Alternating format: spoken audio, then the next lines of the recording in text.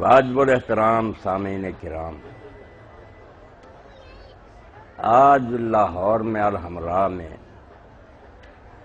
اخوت اکیڈمی کی طرف سے یہ اتحاد المسلمین کے سلسلہ میں مجلس تھی. انہوں نے مجھے دعوت دی، وہاں سے آ رہا ہوں سیدھا آپ کے پاس.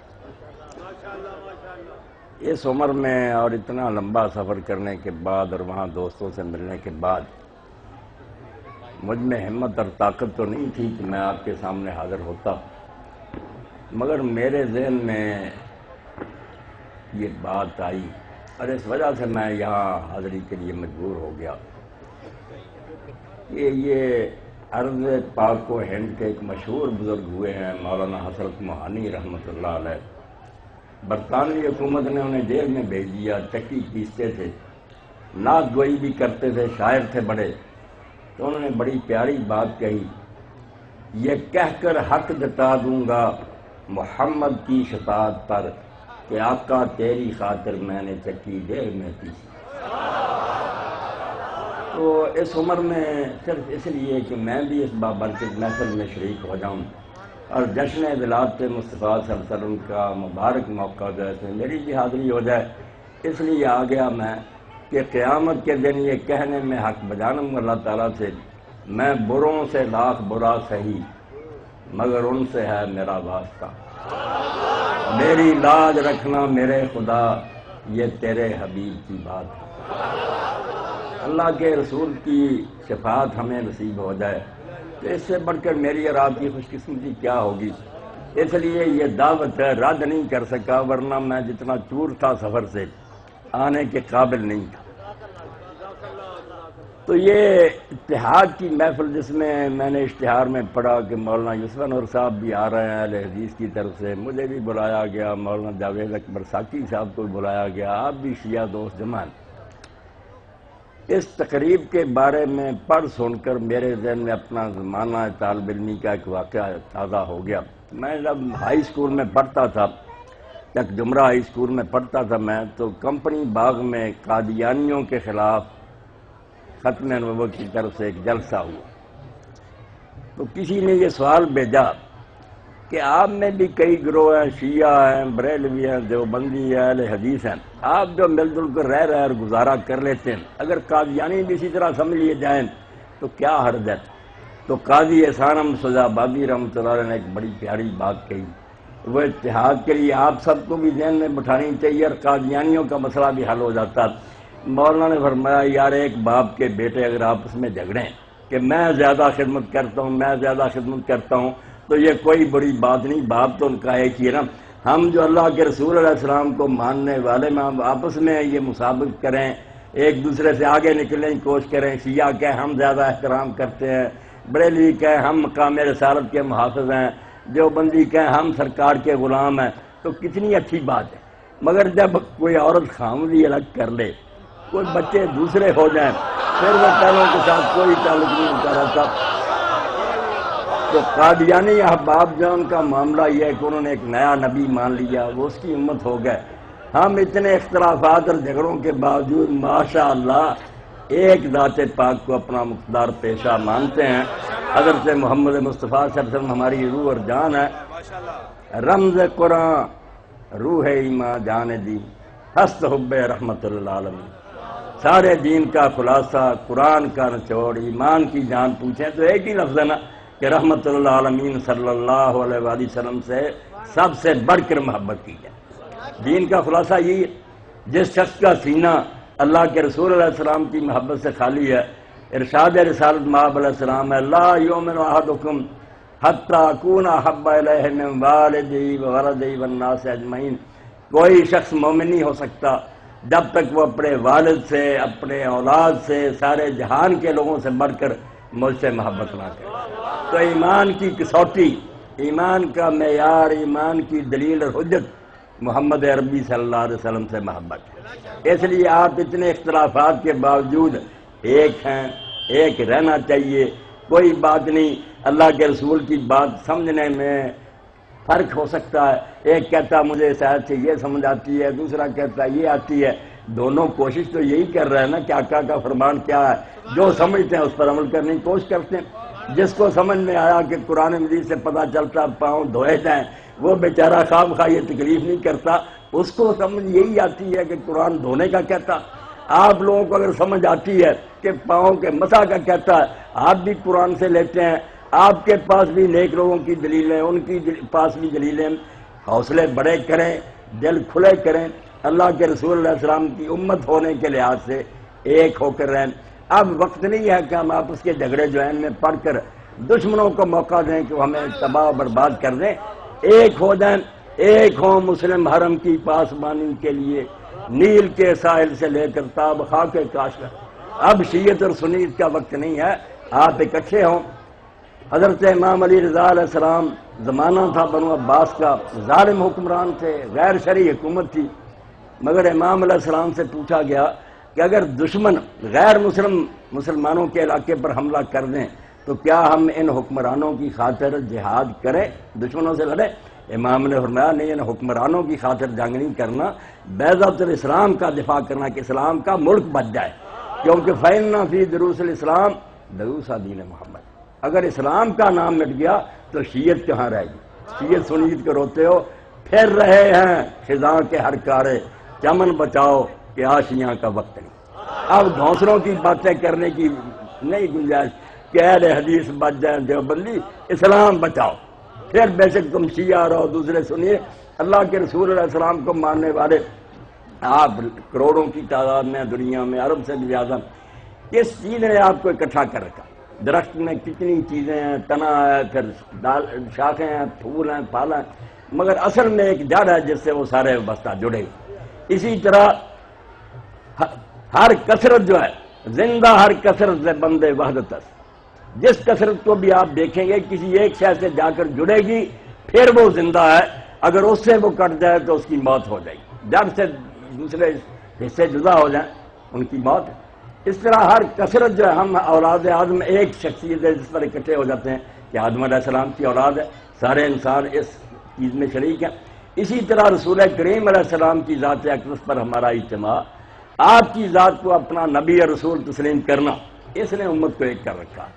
دوسرے بزرگ اور دوسروں کے بارے میں جھگڑے ہو سکتے ہیں، آپ مثلا نا، مجھے یاد ہے کہ مولانا اسماعیل رحمۃ اللہ علیہ بیان فرما رہے تھے، مجمع تھا یہ مسجد میں جو دیوبندیوں کی ہے ٹیہری بازار میں۔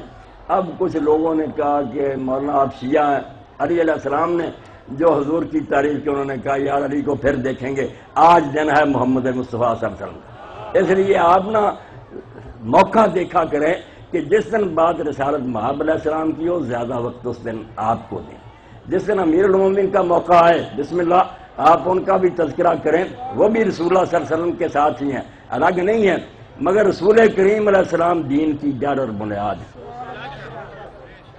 زندہ ہر کثرت دے بندے وحدت، وحدت مسلم دے دین فطرت۔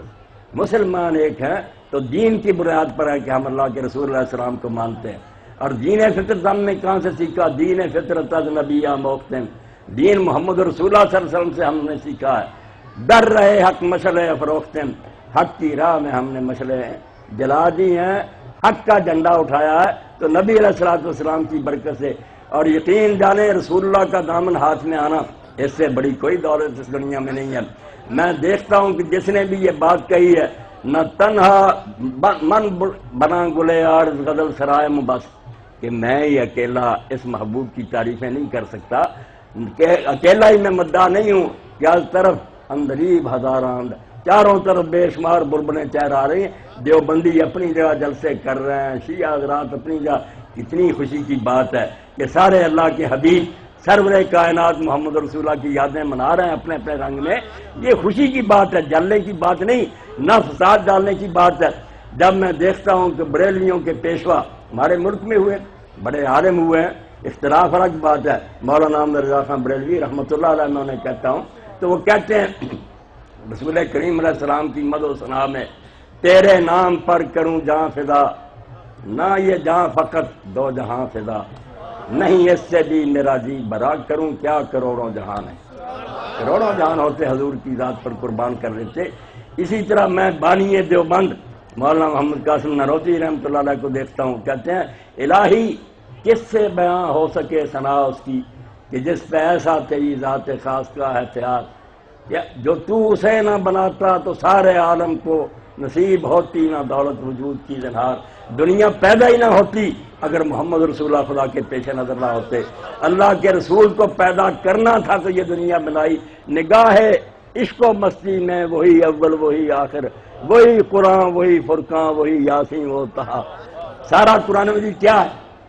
پردہ ہے۔ اگر موسیٰ علیہ السلام کی بات ہو رہی وہ بھی ذکر اصل میں محمد رسول اللہ کا ہو رہا، عیسیٰ علیہ السلام کا قصہ بیان ہو رہا ہے، اس پردے میں بھی تذکرہ جناب رسالت مآب کا، شروع سے لے کر آخر تک صرف جہاں آپ کا نام آ جاتا اس کو نہ سمجھیں، پورا قرآن جو ہے، اسی لیے کہتے ہیں نا کہ قرآن جو ہے مصحف صامت ہے، خاموش قرآن ہے، اور محمد رسول اللہ صلی اللہ علیہ وسلم مصحف ناطق ہے، چلتا پھرتا قرآن ہے، شروع سے سراپا آپ قرآن پاک پر عمل کرنے والے ہیں، آپ کا کوئی قول و فعل قرآن سے ہٹا ہوا نہیں ہے۔ اس لیے اللہ کے رسول سے محبت، ان کی یاد منانا اور اس رشتہ کو ملحوظ رکھ کر دوسرے بھائیوں کا خیال کرنا، بھئی یار ایک بات میں تو ہم سب جیسے ایک باپ کے بیٹے بھائی تو ہے نا، ہم رسول اللہ کی امت تو ہیں، اس رشتہ کا لحاظ کیا کریں۔ جو عالم اور جو ذاکر اور جو باعث کسی گروہ میں بھی ہمیں پھاڑنے کی کوشش کرتا ہے، آپ کو اس کا گریبان پکڑنا چاہیے کہ اللہ کے بندے تو رسول اللہ کی امت کو ٹکڑے کرنا چاہتا، اللہ کے رسول کو دکھ دے رہا۔ اور میں اس موقع پر میرے سنی دوست بھی سن رہے ہیں، میرے بھائی ہیں، ان کے سامنے ایک واقعہ عرض کروں گا کہ ایسے عالم دین کا جس کے بارے میں مولانا سردار احمد رحمۃ اللہ علیہ کی مسجد میں لکھ کر لگا دیا گیا کتبہ کہ اس مسجد میں خطیب اور امام وہی ہو سکتا ہے جو تین بزرگوں کا ہم عقیدہ، ان میں ایک شیخ عبدالحق محدث دہلوی رحمۃ اللہ علیہ اکبری دور میں ہوئے۔ تو جذب القلوب الی دیار المحبوب لکھی ہے فارسی میں، مدینہ شریف کے حالات، وہاں کے تذکرے، اس کا شوق پیدا کرنے کے لیے زیارت کا، اس میں فرماتے ہیں کہ ایک شخص سنی العقیدہ مدینہ منورہ میں گیا، اور اس دور میں وہاں اکثریت زیدی شیعوں کی تھی، حکومت بھی زیدیوں کے پاس تھی۔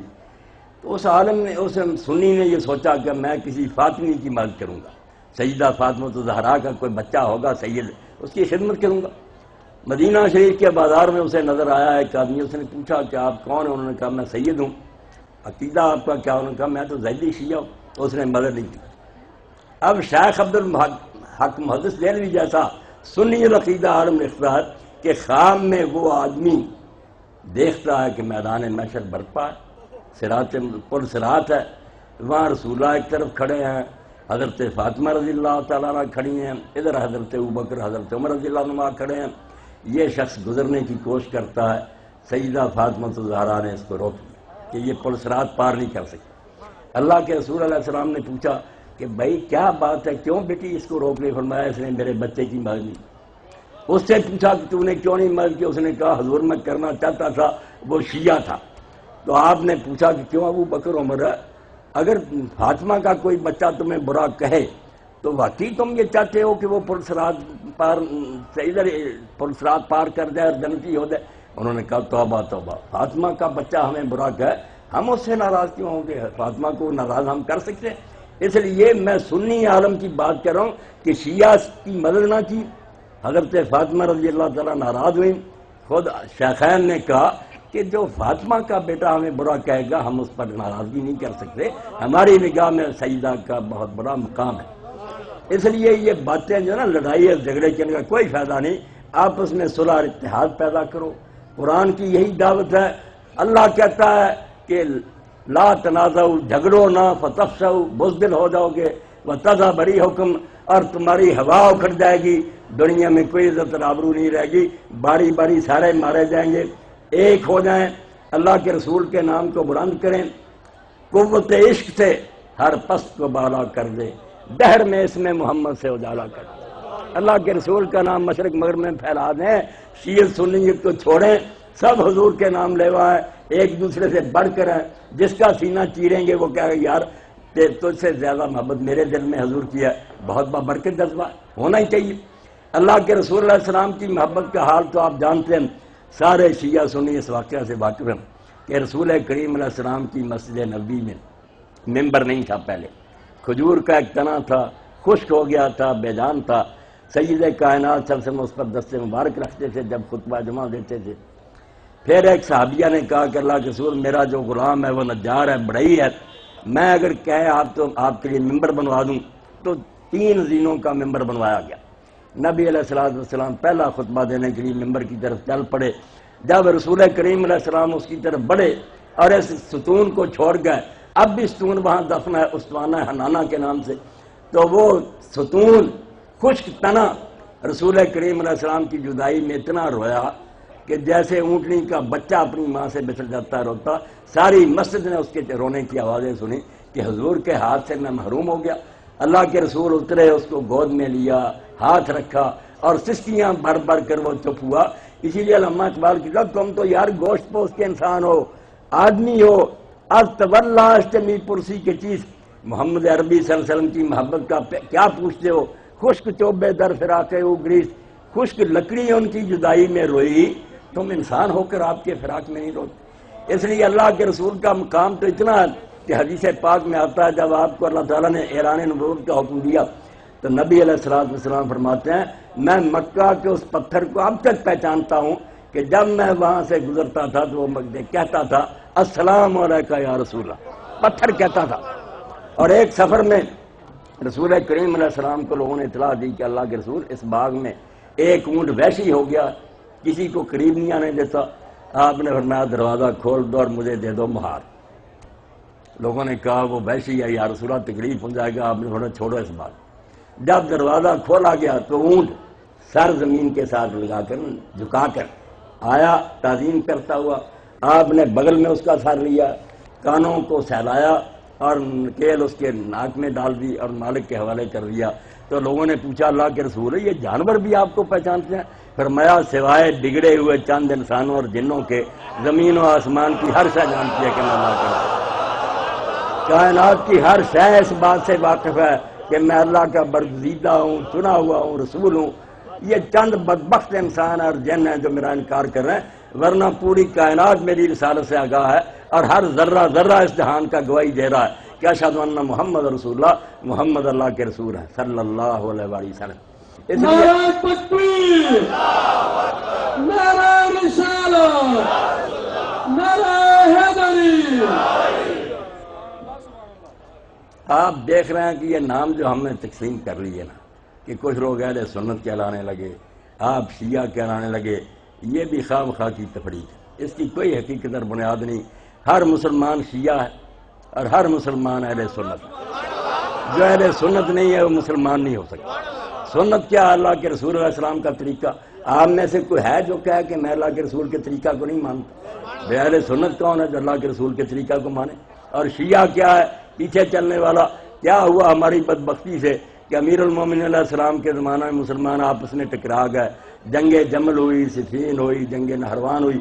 اب ان جنگوں میں جو امیر المومنین علیہ السلام کے ساتھ تھے وہ شیعہ تو علی کہلاتے تھے، علی کا گروہ وہ سارے تھے۔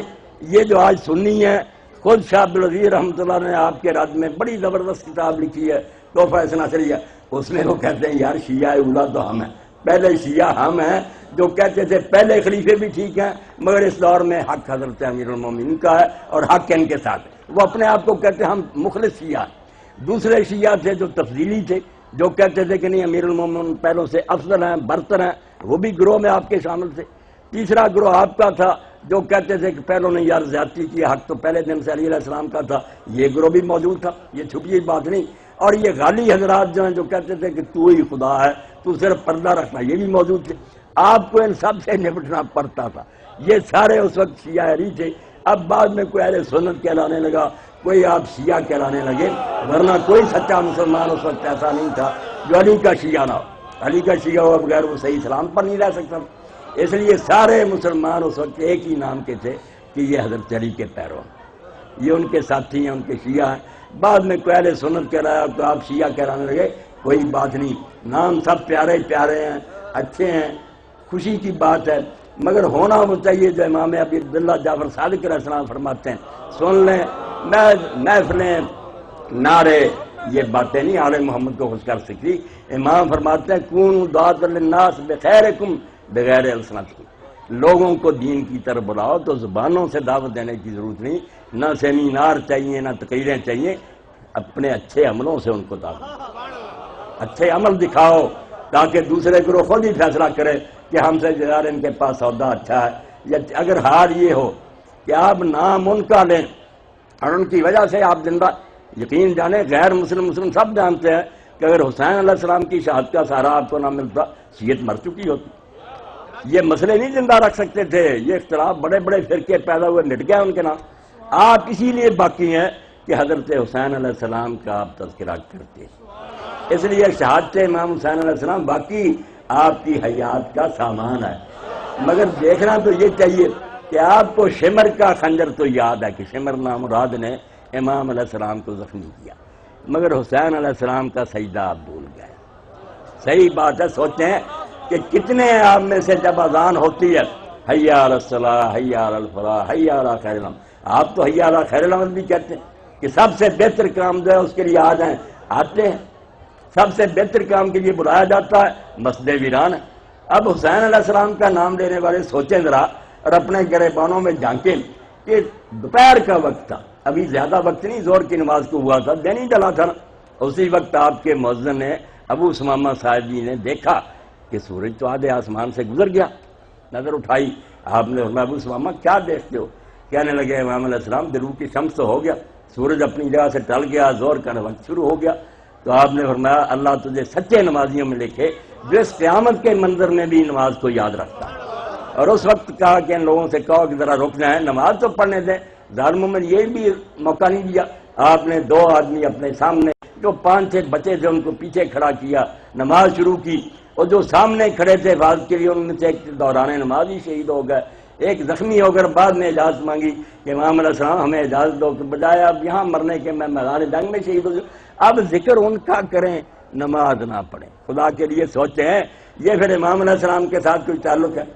میں نے پڑھا امام زین العابدین علیہ السلام فرماتے ہیں کہ جب شام کا سفر ہوا میری پھوپھی سیدہ زینب سلام اللہ علیہ اس قید میں محبوسی کی حالت میں اونٹ پر ہیں، مگر فرماتے ہیں امام علیہ السلام میں نے سارے سفر میں اپنی پھوپھی کو نماز تہجد قضا کرتے نہیں دیکھا۔ اس وقت بھی وہ نوافل ادا کرتی تھی، 5 نمازیں فرض تو گزاری، مکتوبہ تہجد کی نماز۔ اب ہم سیدہ زینب کو یاد کریں اور نماز کی پرواہ نہ کریں۔ اس لیے اللہ کے بندوں جو امام علیہ السلام نے فرمایا نا کہ لوگوں کو زبانوں سے دعوت نہ دو، اچھے اعمال کے ذریعہ دعوت دو۔ پھر وہ سوچتے ہیں کہ ہماری نسبت یار شیعوں میں کیا فرق ہے، اگر دیکھیں کہ نہیں باتیں کوئی ان میں عمل نہیں، لے جاؤ منکم الاجتہاد والصدق والورع۔ امام صادق علیہ السلام فرماتے ہیں لوگوں کو تمہیں نظر آنا چاہیے کہ یہ سچے لوگ ہیں، پرہیزگار ہیں، عبادت کے شوقین ہیں۔ یہ منظر نظر آئے، آپ کو مناظروں کی پھر ضرورت نہیں، بحثوں کی ضرورت نہیں، گروہ در گروہ لوگ آئے۔ اور اگر نظر آئے کہ نہیں صرف ہلڑ بازی ہے، امر وغیرہ کچھ نہیں، تو اس سے کام نہیں چلے گا۔ چمن میں تلخ نوائی میری گوارا کر کہ زہر بھی کبھی کرتا کار تیری آتی، کبھی کڑوی باتیں بھی سننی پڑتی ہیں، اور انہوں نے میرا اور آپ کا نفع ہوتا ہے کہ جو ائمہ اہل بیت علیہ السلام نے ہمیں دین دیا ہے اس کو اپنے پلے باندھیں، اس کے مطابق عمل کریں۔ امام محمد ابن اسحاق سب سے پہلے سیرت نگار ہیں، وہ لکھتے ہیں کہ مدینہ شریف میں 100 گرانہ تھا مسکینوں اور غریبوں کا، جنہیں یہ خبر ہی نہیں تھی کہ ہمارے سوتے کون ہے جو تھیلیاں آٹے کی، چینی کی اور دوسری ضروریات کی ہمارے گھروں میں چھوڑ جاتا، پتہ نہیں چلا۔ ایک موقع آیا کہ وہ سلسلہ رک گیا، تو لوگوں نے کہا یار مدینہ شریف میں کوئی حادثہ ہوا، تو پتہ چلا کہ امام زین العابدین علیہ السلام کا انتقال ہو گیا۔ پھر لوگوں کو پتہ چلا کہ وہ خفیہ طریقے سے غریبوں کی امداد کرنے والا سید سجاد تھا علیہ السلام، جو سوئے لوگوں کے گھروں میں یہ چیزیں پہنچا دیتا تھا۔ اس لیے عمل ہونا چاہیے، ہمارے کردار میں کوئی روشنی اور نور نظر آنا چاہیے۔ پھر فکر نہ کریں، کوئی شیعوں کو برا نہیں کہے گا، نہ یہ نام برا ہے، مگر اگر نام شیعہ ہو کہ ہم پیروں علی علیہ السلام کے، مفتی جعفر حسین مجتہد لکھتے ہیں اپنے شرح نظر و بلاغہ میں کہ امیر المومنین علیہ السلام کو ملنے کے لیے کچھ لوگ آئے، آپ نے اپنے خادم کمبر کے ذریعے پوچھا کہ پتہ کرو کون ہے، انہوں نے کہا ہم آپ کے شیعہ ہیں، ملنے چاہتے ہیں۔ آپ نے جھروکے میں سے دیکھ کر کہا کہ یہ میرے شیعہ نہیں ہیں، نہ ان کے ماتھوں پر سجدے کے نشان ہیں، نہ ان کے پیٹ فاقوں سے روزے رکھ کر پچکے ہوئے ہیں، یہ کون سے شیعہ جو مجھے ملنے کے لیے آ گئے؟ اس لیے سنی بنے ہوئے ہیں، پلے ان کے بھی کچھ نہیں. غیر مسلم ہمیں ذلیل و رسوا کر رہے ہیں بلا وجہ نہیں ہے. اللہ نے وعدہ کیا وَأَنْتُمْ رَأَوْنَ إِن كُنتُم مُؤْمِنِينَ، مومن ہوگے تو پھر تم دنیا میں غالب رہو گے. کئی پوچھتے ہیں کہ ہم غالب کوئی نہیں. میں نے کہا اللہ کہتا ہے کہ مومن ہوگے تو غالب ہو. جب مومن نہیں ہے اللہ کیوں مدد کرے؟ فضائے بدر پیدا کر، فرشتے تیری نصرت کو اتر سکتے ہیں گردوں سے کتار اندر کتارا. وہ فرشتے ریٹائر نہیں ہو گئے، نہ تھک گئے ہیں، اسی طرح لڑ رہے ہیں، اسی طرح بیج لگائے ہوئے ہیں. وہ لشکر آسمانوں پر آمادہ ہیں، مگر کوئی بدر جیسے آدمی تو لائے پھر ہی مدد کے لیے اترے، ورنہ کیوں اترے؟ خام اللہ پارٹی کیوں بنے کہ جب یہود نصارہ کے بھی کرتوت ہیں ان سے بھی ہمارے کرتوت برے ہوں. تم مسلمان ہو جنہیں دیکھ کے شرمائے یہود. تو ایسے مسلمانوں کی خدا کیوں مدد کرے؟ یہ دور بڑا بابرکت سمجھنا چاہیے. بچہ بھی گیا ایران کا دورہ کیا، میرا ہی شاگرد ہے ماشاءاللہ، پھر کر آیا، بتائے حالات رسالوں اخباروں سے پڑھتے ہیں. یہ سنیے کوئی شاہ نہیں. جو اسلامی انقلاب وہاں آیا اس سے ساری دنیا کے ایمان والے لوگ کسی گروہ سے تعلق رکھتے تھے، ان کو مسرت ہوئی، خوشی ہوئی کہ کم از کم ایک علاقہ تو ہے جہاں اللہ کے رسول کے دین کو نافذ کرنے کا عزم کیا گیا. اس لیے اس انقلاب کو آپ سمجھیں کہ امام علیہ السلام کی آمد کا یہ مقدمہ تمہید ہے، امام قائم کے ظاہر ہونے کا. یہ سمجھیں کہ پیر تیار ہو رہا ہے، مگر اس کے لیے ہمیں تیار ہونا چاہیے کہ امام آئے تو ہم ان کی فوج میں شامل تو ہو سکیں، ہمارے کرتوت ایسے ہوں کہ ہمیں لشکری بنا سکیں. ورنہ اگر وہ کہیں لستا منی گوہدت مولائے ما، آقا کہہ دیں یار تو میرا کچھ بھی نہیں لگتا، تیرے ساتھ میرا کوئی تعلق اور نسبت نہیں، کیا پلے رہے گا؟ تو اللہ توفیق دے. یہ دن جو رسالت مآب علیہ السلام کی یاد کا منا رہے ہیں، اس سے زیادہ خوش بختی اور خوش نصیبی کوئی نہیں کہ اللہ کے رسول علیہ السلام کا تذکرہ آپ کر رہے ہیں. رسول کریم علیہ السلام کا تذکرہ ہی تو دین و ایمان کی جان ہے. میں صرف آخر میں ایک واقعہ جو خواجہ حافظ شیرازی رحمۃ اللہ نے ایک ایسا لافانی شعر کہا ہے اس بارے میں، باولائے تو کہ گر بندہ خیشم خانی، اے اللہ کے رسول تیری محبت کی قسم ہے کہ اگر تو ایک مرتبہ کہہ دے نا کہ تو میرا غلام ہے، یہ مان لے اور کہہ دے کہ تو میرا غلام ہے، باولائے تو کہ گر بندہ خیشم خانی اثر خواجگی کون مقام برخیزم، میں دونوں جہان کی سرداری اور خواجگی چھوڑ دوں گا، تیری غلامی کا میرے ماتھے پر نشان لگ جائے، تو غلام تسلیم کرے. اب یہ واقعہ کیا تھا؟ اللہ کے رسول علیہ السلام نے ابھی ادارے نبوت نہیں فرمایا تھا، تو زید ابن حارثہ اپنی ماں کے ساتھ اپنے ننہال گئے ہوئے تھے بنو کرب کی کہ یہ آدمی تھے. وہاں ڈاکوؤں نے ڈاکہ ڈالا، ان کو گرفتار کر کے لے گئے. مکہ کے قریبی بازار اور منڈیاں ہوتی تھیں، وہاں اوقاز کے میلے میں بیچ دیا. حکیم ابن حزام نے خرید لیا. وہ سیدہ خدیجہ رضی اللہ تعالیٰ عنہ کے بھتیجے تھے، انہوں نے لا کر اپنی پھوپھی کو دے دیا. تو پھوپھی کا نکاح جب سید کائنات فخر موجودات حضرت محمد رسول اللہ صلی اللہ علیہ وسلم سے ہوا تو انہوں نے رسولہ کو دے دیا. ان کے باپ اور چچا تلاش کرتے رہے کہ ہمارا بچہ کدھر گیا. پھرتے پھراتے وہ مکہ معظمہ میں آئے تو انہوں نے پہچان لیا کہ یہ ہمارا بیٹا یہ زید. پتہ چلا کہ یہ اس وقت رسولہ کی تحویل میں. وہ آئے اور انہوں نے کہا محمد رسول اللہ صلی اللہ علیہ وسلم خاندانی لوگ ہیں، غلام نہیں ہیں، بدقسمتی سے ڈاکو نے ہمارے بچے کو بھیج دیا، آپ جو اس کا عزت لینا چاہتے ہیں ہم وہ بدلہ دیتے ہیں، آپ اس کو دے دیں، ہم اپنے بچے کو لے جائیں. تو اللہ کے رسول علیہ السلام کا بلند کردار اور خلق عظیم یہ تھا، آپ نے کہا میں کچھ نہیں لوں گا، زید سے پوچھ لو، اگر جانا چاہتا تو میں مفت میں سے دے دوں، میں کچھ نہیں لوں گا. اب زید کو جب بلایا گیا، اللہ کے رسول کا بلند کردار تھا قرآن کے ساتھ، جس نے دنیا کو فوج در فوج اسلام میں داخل کیا. زید کو بلا کر آپ نے پوچھا پہچان سے ان کو؟ انہوں نے کہا ہاں یا رسول اللہ یہ میرا چچا ہے، یہ میرا باپ ہے. آپ نے فرمایا یہ لینے کے لیے آئے، اگر تم جانا چاہتے ہو تو میں کوئی افزانہ نہیں لوں گا، مفت میں بھیج دوں گا. اس نے کہا توبہ توبہ یا رسول اللہ، آپ کی غلامی مجھے اس آزادی سے 1000 درجہ زیادہ محبوب ہے، میں آپ کی غلامی چھوڑ کر نہیں جاؤں گا.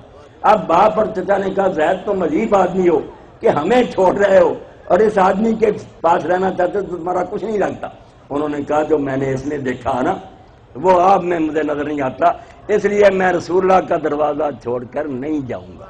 اور اللہ کے رسول کا دروازہ اتنا بڑا اعلیٰ اور اونچا ہے، اس سے بڑی کوئی بارگاہ نہیں کہ سلطنت اسلامیہ کا سربراہ تھا عباسی دور میں، ہارون رشید اس کو کہتے ہیں. اب وہ اپنی سلطنت کا اتنا زبردست اور باجبروت حکمران تھا کہ بادل آتے اور گرجتے تو وہ کہتا جہاں جی جا کر برسو، یا وہ میرا علاقہ ہوگا یا وہاں کا خراج مجھے آئے گا، پوری دنیا پر اس کا ہولڈ تھا۔ اب وہ مدینہ منورہ آیا تو اہل سنت کے ایک امام آپ کے بھی ہیں، سارے امام مشترکی ہیں، عزت کرنی چاہیے۔ امام مالک تھے، اس نے کہا کہ آپ مہربانی کریں، مدینہ شریف کی گلیاں جو ہیں یہ ویران ہیں، یہاں کو روشنی نہیں، بغداد چلیں، دارالحکومت تھا، وہاں باغات ہیں، چشمے ہیں، محل ہیں، آپ میرے پاس جائیں اور وہاں تخت پر بیٹھ کر ہمیں درس دیا کریں۔ گفت مالک مصطفیٰ را چاکرم نیست جو سودائے اندر سرم۔ امام مالک نے جواب دیا کہ ہارون تو اپنی سلطنت پر ناز کرتا ہے، میں رسول اللہ کا خادم ہوں اور میرے دماغ میں محمد رسول اللہ کی محبت کے سوا کچھ نہیں ہے۔ من کے باشم بستا ہے فطرا کے ہوں برنا خیز مظہرین پاک ہوں، میں رسول اللہ کا غلام بن چکا ہوں، اب میں اس دروازے کو کبھی نہیں چھوڑوں گا۔ تو یہ محبت ہے جس کا کوئی ذرہ مجھے اور آپ کو نصیب ہو جائے، ہماری دنیا اور آخرت سنور جائے۔ یقیناً اللہ کے رسول علیہ السلام کی محبت کے بغیر نہ اس دنیا میں ہم سرخرو ہو سکتے ہیں، نہ آخرت میں ہمیں نجات نصیب ہو سکتی ہے۔ اللہ آپ کو خوش رکھے، آپ کی اس محفل کو بارونق بنائے، قبول فرمائے آپ کی یہ صحیح اور کوشش، اور یہ رونقیں جاری رہیں۔ مگر جو اصل غرض اور مشن ہے کہ ایک ہو جائیں، اس کو ذہن میں رکھیں، اختلاف کو مٹانے کی کوشش کریں، مقرر حضرات سے بھی منت اور سماجت کریں کہ بہت ہو چکی، آگ بہت بڑھتی اور امت جل گئی، خدا کے لیے کچھ ایسی باتیں کرو کہ یہ ایک ہو جائے۔ ائمہ اہل بیت علیہ السلام بھی ہمارے سر کے تاج ہیں، ان کی کوئی ایسا شخص جو اہل سنت ہے بے ادبی نہیں کر سکتا۔ آپ اہل سنت کی کتابیں لکھیں، ائمہ اثنا عشر کے حالات میں مستقل کتابیں لکھی ہیں کہ یہ کون بزرگ تھے اور ان کی کیا کرامات تھی، وہ منکر نہیں ہے۔ میں نے خواجہ نقوی صاحب سے سنا، ایک محفل میں آئے، انہوں نے کہا جب تک یار میں مدرسہ عمل میں نہیں تھا ہم سمجھتے تھے کہ یہ سنی نہیں اہل بیت کو مانتے۔ اب میں جب ان کے مدرسوں میں گیا، ان سے ملا، مجھے پتا چلا کہ ماننے کا رنگ جو ہے تھوڑا بہت مختلف ہے، ورنہ توبہ توبہ خاندان رسالت کا منکر کون ہو سکتا؟ مسلمان ہونے کے بعد اہل بیت سے انحراف سوال ہی نہیں پیدا ہوتا۔ از ورائے دودھ مانس زندام در جہاں مثل گہرتا بندام۔ اقبال کہتا میں علی علیہ السلام کی اولاد کی محبت سے تو موتی بنا ہوں، اور دنیا میں اگر چمک رہا ہوں تو میں اسی چیز کا فیض ہے۔ اس لیے اللہ تعالیٰ مجھے اور آپ کو محمد و آل محمد کی محبت پر قائم رکھے، اسی پر موت دے، اور اس رشتہ کو ذہن میں رکھتے ہوئے سارے مسلمانوں سے پیار اور محبت کریں۔ وآخر دعوانا الحمدللہ رب العالمین، وصلی اللہ تعالی علی عبد اللہ ورسولہ خاتم النبیین